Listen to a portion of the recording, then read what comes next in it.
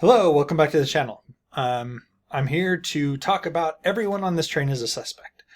Now, if you've been watching my reviews, I just recently reviewed Benjamin Stevenson's previous novel, which was Everyone in My Family Has Killed Someone.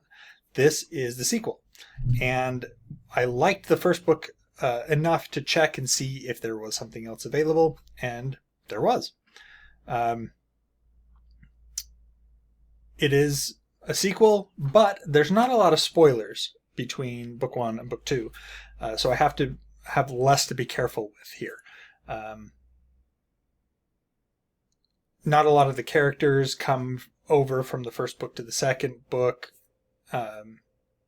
Obviously, Ernest Cunningham, the author, is the protagonist, and he is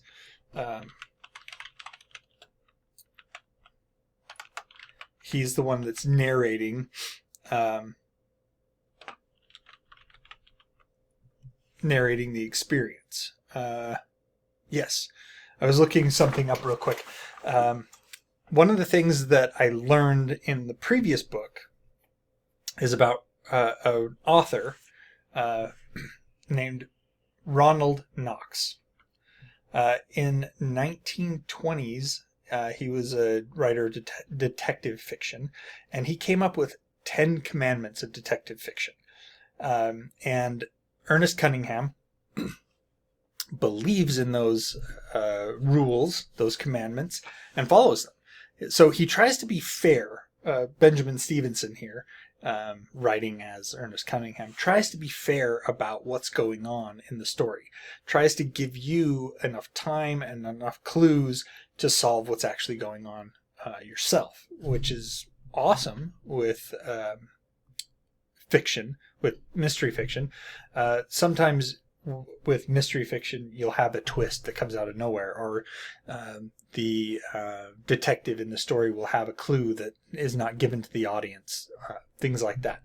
He doesn't believe in that, so it's really nice in that regard. Anyway, so at the end of the previous book, Ernest Cunningham writes what happened in the first book. So he becomes a published author of mystery, in this case, not mystery fiction, but true crime. So he gets invited on a train journey. That seems kind of weird, but there's a historic train that passes through Central Australia. It starts in the north at Darwin, drives south, ends up in Adelaide in the south. And it's a historic journey, luxury. It stops in a bunch of places on the way through, a bunch of tourist destinations. And so he gets invited to this. It's the Australian Mystery Writers Festival, and it takes place aboard, if I remember right, it's called the Afghan Express, nicknamed the GAN. Anyway, back to the story. So he gets invited to come on this journey of the Australian Mystery Writers Festival, and there are other writers there. Obviously, they all write mysteries. Ostensibly, there's Alan Royce. He does forensics because he was a forensic scientist. We have Lisa Fulton. She does true crime because she was actually she does legal thrillers because she was actually in law at one point. We have Wolfgang. Now, Wolfgang doesn't really do mysteries. He was included to kind of get a grant to get this thing going. He is a highly decorated author, very prestigious, has a lot of awards, and is a complete and utter jerk to everyone else because he is an author and an artist, and no one else can measure up to him because he's got all these prestigious awards that have been given to him because of his writing, and he's very insufferable. We have SF Majors. SF Majors does psychological crime because she was and still is a psychologist. And then we have Henry McTavish. Now, McTavish was the big draw. He was this famous detective mystery writer.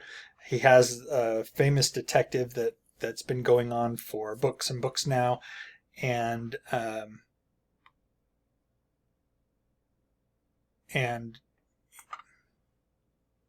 it was a real coup that they were able to get him to come to this event, because he doesn't do much of these events anymore.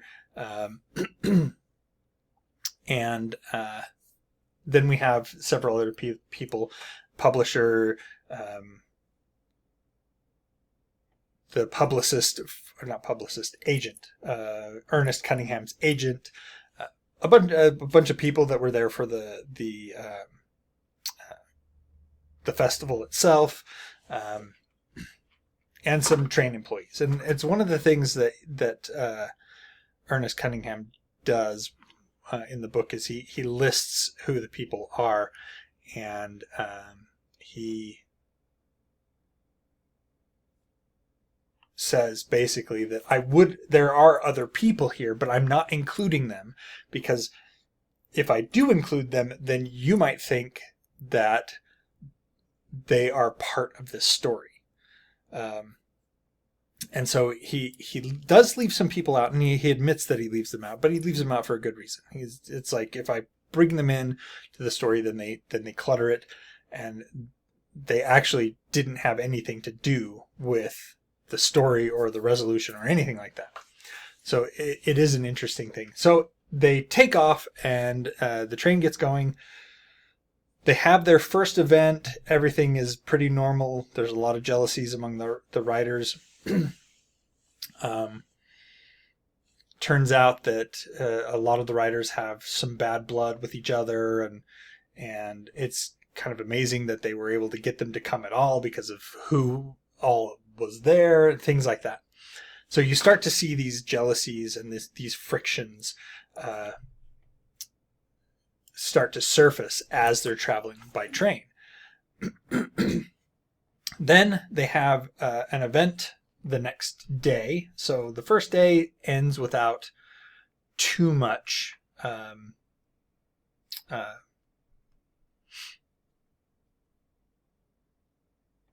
hassle, I guess you could say. There is one thing that happens. There's one author there who's trying to get a blurb for his new book from another author who never would do that. He doesn't give blurbs, but they have a cover reveal for one of the other authors, and they're in bright detail is a blurb from this author who never gives them. So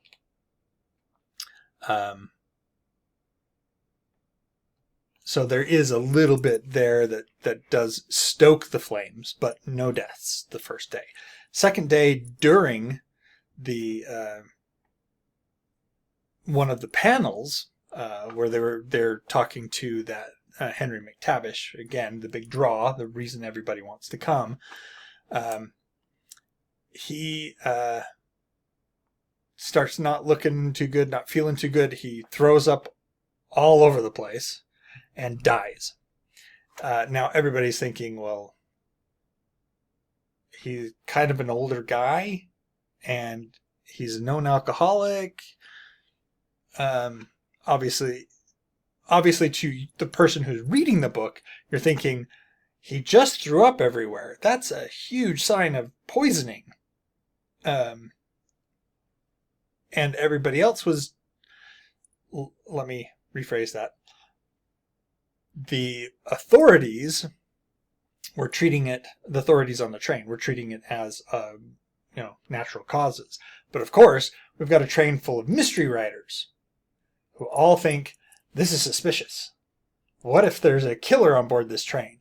And that's where you get into they start trying to investigate, and they try to, Ernest, being who he is, being kind of the suspicious person, and the fact that he went through this already once, is trying to get ahead of things so that there aren't as many deaths, and he tries to take into consideration the different strengths from the other writers around him.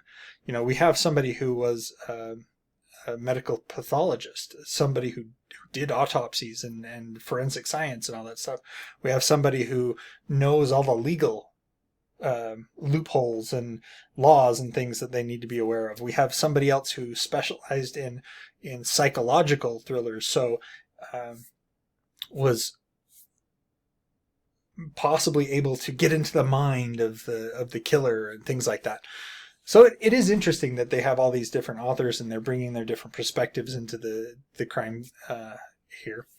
And it is also really cool. I love the setting on the train. It harks back to Murder on the Orient Express, which is huge. Although, if I recall correctly, Agatha Christie did a lot of times violate those 10 commandments that Ronald Knox had. If I remember right, one that she was often guilty of was that Poirot, at least, would be privy to information that was not given to the reader. So, but I did like the setting and the fact that they're traveling through the outback and he's describing the conditions of the outback in Australia. I do have to say that I do like travel. There are certain places in the world that do interest me as far as travel goes, and there are places in the world that I could care less. I could not care less about. Australia is one that I would like to see. There's a couple places that are incredibly interesting to me. Some of the beaches around Australia seem really nice. And interestingly enough, Coober Pedy, which does feature in this book.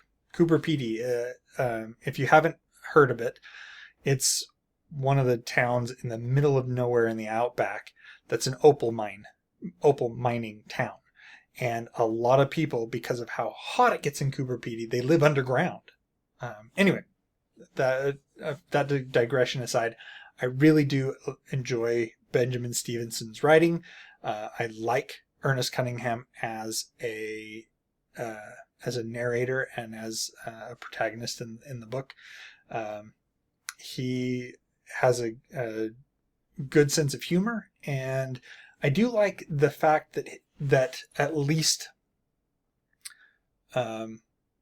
it seems that they are playing fair with us as mystery readers, that they are trying to make it so that if we really are trying to solve this, that we can get there too. And it's not just like you're reading it to see how brilliant the main character is. That it's also you could solve this if you really are paying attention. You're really trying to dissect the clues and things like that. Anyway, that's it for today. Let me know if you've read any other books by Benjamin Stevenson. I look forward to reading. I don't know if there's a follow-up yet to Everyone on This Train is a Suspect, but I do enjoy Benjamin Stevenson's writing, and I do hope he continues the series, and I hope soon. Anyway, that's it for today. Like, share, subscribe, all that other stuff. Comment down below. And until next time, enjoy what you're reading.